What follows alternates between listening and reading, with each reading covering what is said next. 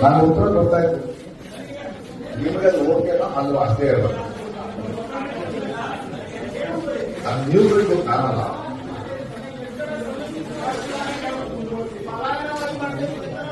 ಅದನ್ನು ಬರೀತೀವಿ. ನಾನೇ ಕೇಳಿದೆ, ನಾನು ಕರೆಕ್ಟಾಗಿ ಆನ್ಸರ್ ಮಾಡಿದೆ. ನನಗೋಸ್ಕರ ಆನ್ಸರ್ ಮಾಡಿದ್ರಿ. ಅಲ್ಲ, ನನಗೆ ಎಷ್ಟು ಗೊತ್ತು ಅಷ್ಟೇ ಆಯ್ತು ಮಾಡೋದು. ನಮ್ಗೆ ಏನು ಗೊತ್ತಾಗ ಹೇಳಿದ್ವಪ್ಪ,